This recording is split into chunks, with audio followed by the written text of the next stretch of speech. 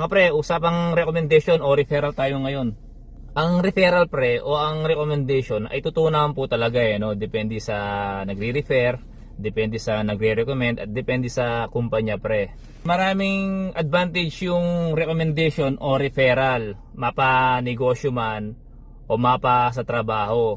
Pagka mayroon pong nag-refer sa'yo, ay napakalaking tiwala po sa'yo ng employer. Kumbaga ikaw lang basta-basta random na aplikante. Kadalasan kasi mga pre, ay inuuna po ng employer o company yung may mga referral.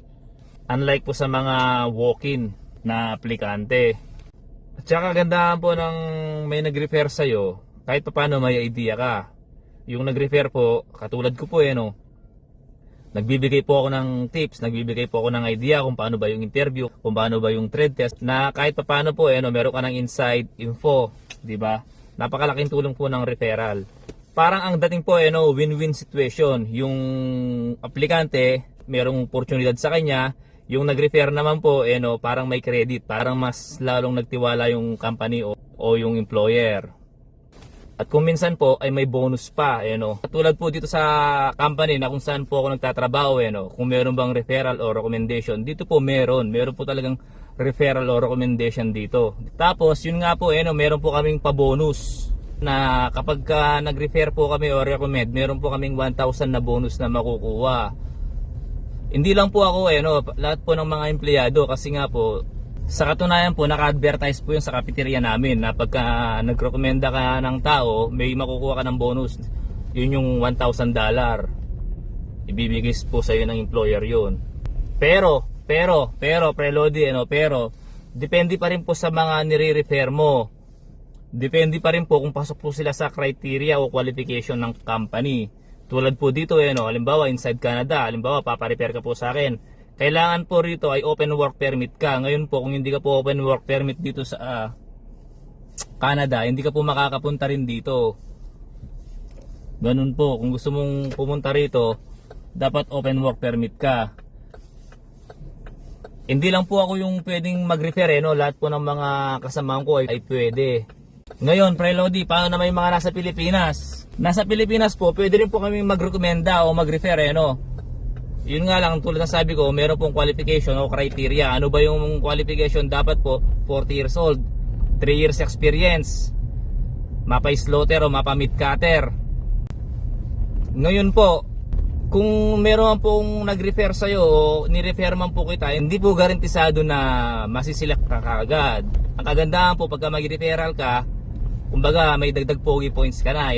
Yung information mo pre, na-scan na ng employer at kilala ka na. Halimbawa, ni-refer kita, kilala ko si Discarding Butcher, okay to. So ni-refer niya itong taong ito, ibig sabihin mapagkakatiwalaan to.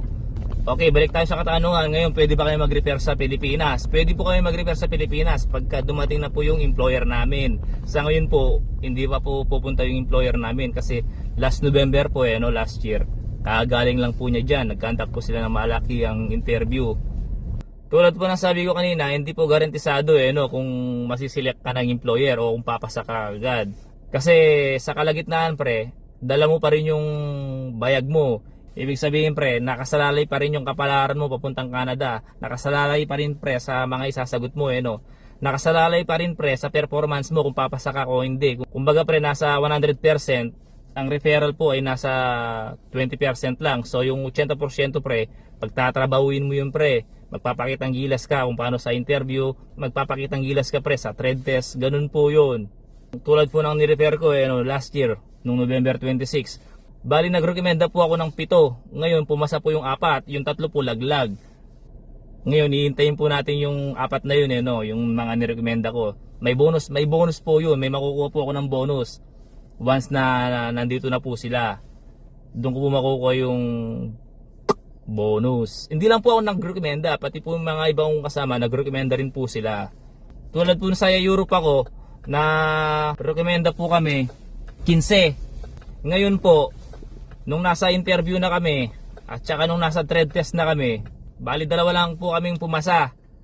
Tapos yung isa pinakiusap ko na lang po doon sa nag-refer sa amin. So yun po ibig sabihin po ang late po ng chance. Pero yung chance po na yun pagka pagka tinrabaho mo naman po at pagka naniwala ka sa may kapal at sa sarili mo, kahit pa paano pre yung imposible, kahit pa paano magiging posible.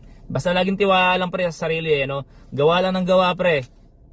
Kasi hindi natin masabi yung bukas pre, no? Muli pre, ako po si Discarding Butcher na nagsasabi mag-ingat po tayo palagi and God bless.